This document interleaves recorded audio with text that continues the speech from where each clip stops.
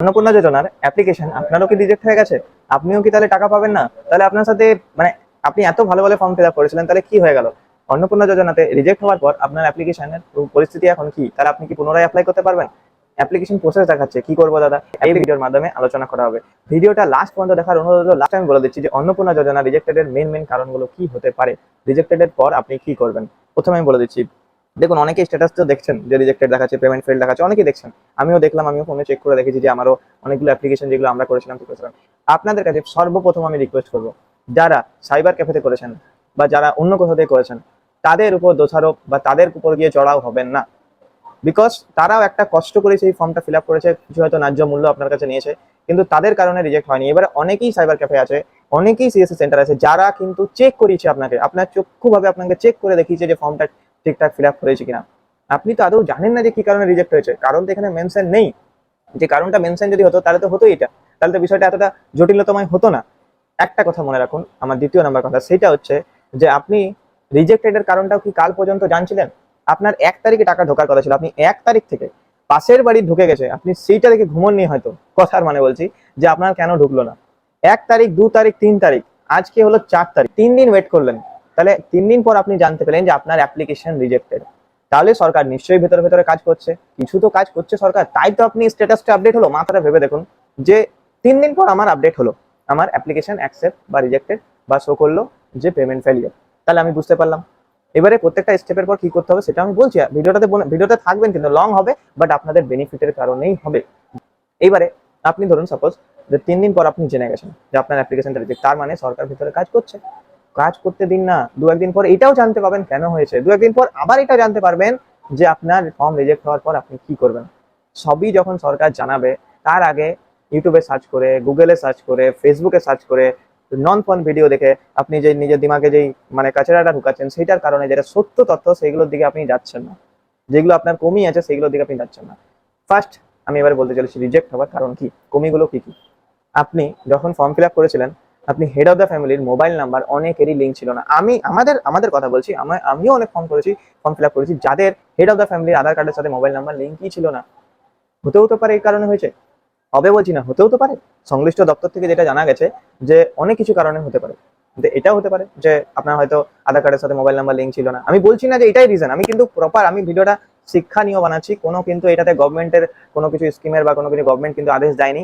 আদেশ অনুসার ভিডিও হলে আলাদা বানাতাম, এটা আদেশ অনুসার না, এটা আমরা একটা আমি আপনি একটা কথোপকথনের মাধ্যমে জানাতে চাইছি যে এগুলো তো হতেও পারে, যদি আমার ভিডিও থেকে আপনার একটু আশ্বাসন হয়।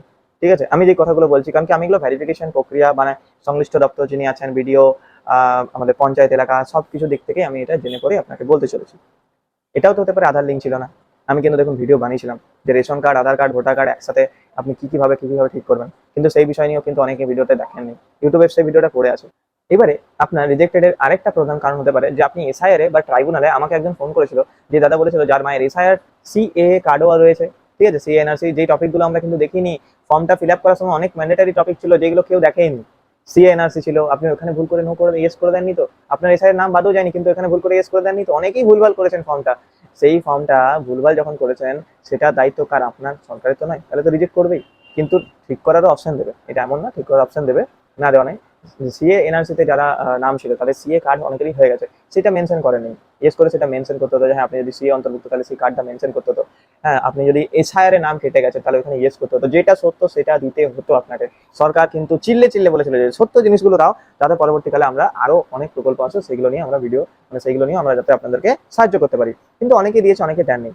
আরেকটা বিষয় হতে পারে, এবারে হতে পারে রিজেক্টেড এর একটা মেন কারণ, সেটা হচ্ছে আপনি দেখুন আপনার ভেরিফিকেশন প্রক্রিয়া অর্থাৎ অনলাইনে যারা অ্যাপ্লাই করেছিল তাদের প্রথমে বলা হয়েছিল যে ডকুমেন্টও জমা নেওয়া হতে পারে বলা হয়েছিল, বলিনি যে হবেই বলে।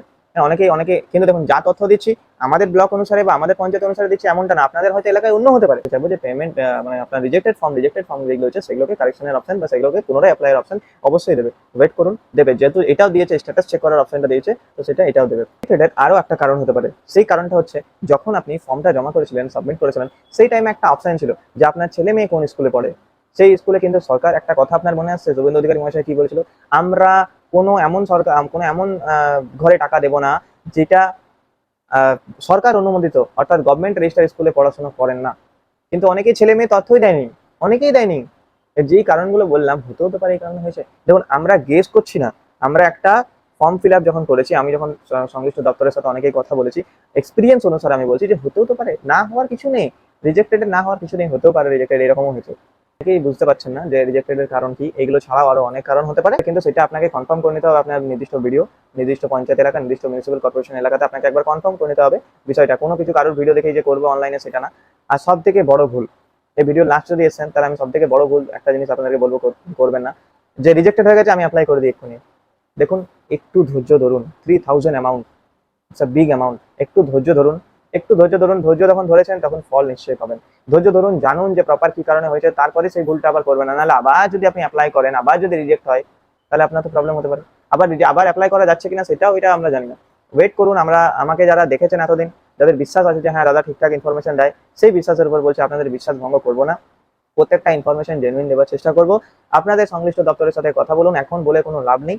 এরপর নেক্সট ভিডিও আমার হবে পেমেন্ট ফেল্ড এইসব প্রসিডিয়ারের ক্ষেত্রে। এই একটা ভিডিওতে এত কিছু বলা সম্ভব না, কারণ কি এত এত মানুষের কাছে টাইম নেই। নেক্সট ভিডিওটা অবশ্যই দেখবেন। অন্নপূর্ণা নিয়ে অনেক কিছু ভিডিও আসতে চলেছে। যারা আমি 3-4 দিন চুপচাপ ছিলাম, তার কারণ কি হচ্ছে, আমার ফেসবুকে একটা টেকনিক্যাল প্রবলেম হয়েছে। টেকনিক্যাল প্রবলেম কারণে আমি ফেসবুকটাতে লং ভিডিও আপলোড করতে পারছি না। যারা আমার সেখানে আমাকে যারা দেখছেন ওইখানে, তাদেরকে আমি রিকোয়েস্ট করবো যে আমার নতুন পেজ রাধানী অনলাইন সেন্টার অফিসিয়াল নামে আছে, সেই পেজের লিঙ্ক এই ভিডিওর কমেন্টে আমি দিয়ে দেবো। এই ভিডিও অবশ্যই সেই পেজটাকে ফলো করে দেবেন। তো থ্যাংক ইউ সো মাচ ভিডিওটা দেখার জন্য। আর আপনাদের ভালোবাসা অবশ্যই আছে। ফেসবুক, ইউটিউবে আমাদের ইউটিউবে চ্যানেলটাকে আমাদের অবশ্যই সাবস্ক্রাইব করে দেবেন।